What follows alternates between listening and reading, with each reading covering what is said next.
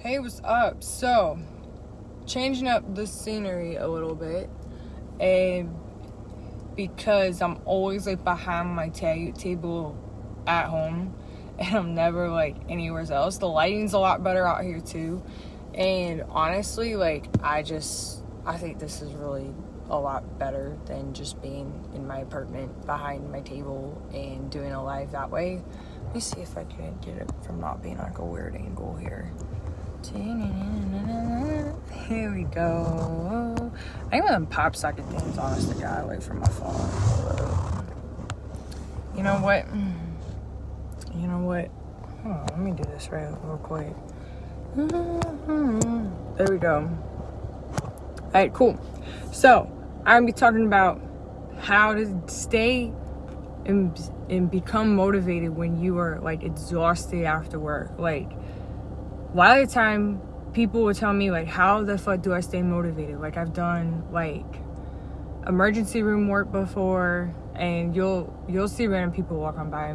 I just worked out, I'm in the gym parking lot, and people will be like how do I go from working a full day of work, to just working out? Because a lot of people, they struggle with after clocking out at the end of the day for work to go to the gym and work out, or work out at home, or wherever they go work out. And like, I've done every type of shift like you can imagine. I've done overnights, I've done 12 hours, 8 hours, 10-hour shifts, half days, like you name it. I've done the work shift, and the key with it, there's 3 keys that keep me motivated for after work workouts. And the first one is like your why. Like, if your why is not good enough, and I'm not saying that to like hurt someone's feelings, but it's like, if your why for why you're working out in the first place, if it's not even good enough, like as in, not that it's not a reason in and of itself, but if it's not a majorly like big reason why you're doing what you're doing, then chances are you're not going to stay consistent with it, and it's going to be easier for you to cave to your excuses. An example of this is, I want to lose 5 pounds to fit back into my high school jeans. Okay, that's a goal. It's valid, it's legitimate for the person. Is it going to keep you consistent? Probably fucking not. Whereas I'll use mine as an example. I was 14 years old and on the brink of a massive stroke. I was morbidly obese. I was addicted to sugar. And I was so addicted to sugar that I couldn't get through a surgery or two as an intern without wanting to crack open like a sugary drink or a snack, and I couldn't get through a full day as a veterinary intern. And I realized very quickly that if I wanted to be a veterinarian, then I was going to have to get my shit put together, okay? And yeah, people don't want to hear it, but sometimes you need to hear it. When you need to get your shit together, okay? And Homegirl had to get your shit together. So that reason for why I work out every day, that is so much more powerful than someone just telling themselves like, I want to lose 5 pounds to fit back into my high school jeans. That's so easy for you to stay not consistent with it. You see the difference there? And if you're just tuning in, scrub back and replay that part where I compare 2 different goals together. And that is the exact reason why people don't stay consistent with their workouts. They don't stay motivated for their workouts. And especially after, your career or your day job, or however you call it, however you see it, it's so easy to cave to the, I am so tired, I can't work out, type of deal, or I'm so busy, or scheduling something as a way to put off a workout that you really weren't going to do in the first place. Sometimes people get kind of flavorful with it. They'll schedule a dinner date at 6 o'clock and they know they get off at 5, so they're kind of like, I got this at 6, I'm not going to work out, and they're not going to do it later either. So it's so much easier to tell yourself that your excuses are bullshit when you have a foundational, serious reason why you're even working out in the first place. If you've got a goal that isn't very emotionally charged, it's not future charged, it's not surcharged, really, like supercharged, really. You know, like, you're going to fall victim to the own bullshit of your excuses more often than not. And it's not saying that people who want to lose 5 pounds to fit into their high school jeans, it's not saying that those reasons are not valid. They are valid, but it's not good enough. It's not going to be good enough. And if this is you have probably found this out very quickly, that it is actually not a good enough reason to stay consistent. Usually people that fall into that category of that type of goal that is very superficial and very shallow, I'm not sorry when I say it's not going to be enough oomph, you know.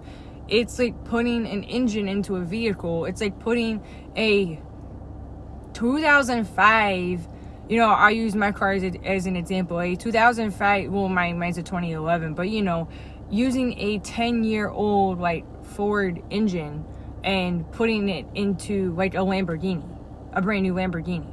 How was the chances of that engine that's 10 years old from a completely different make and model car working in the newest edition of a Lamborghini? What's the chances of it working? It's not going to work. It's impossible, right? You can't just put an engine into a completely different vehicle, right? You can't put a completely different reason for working out for the real reason why you really need to be working out.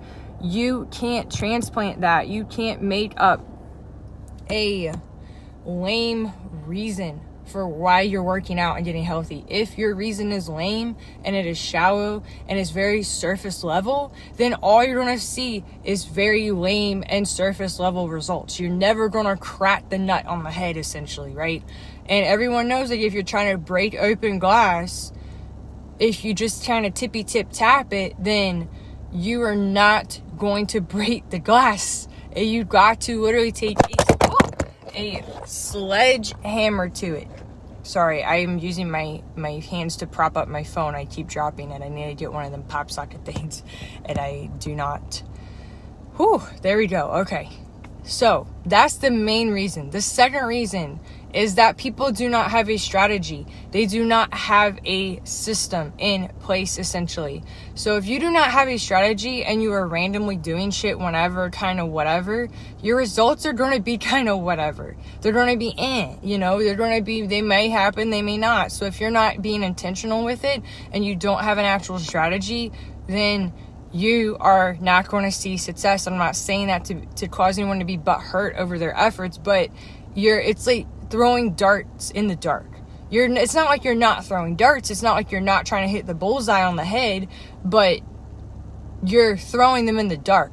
Whereas if someone were to come in and say, hey, maybe you should turn the light on so you can see what the hell you're doing, then your accuracy and your precision are going to be 1,000,000 times better than when you were thrown in the dark. Why? Because you can actually see where you're going. You actually have a plan. You have a strategy. You can visualize it. You're picking up what I'm putting down, okay? And that's the second most common reason why people are not consistent and they don't stay motivated.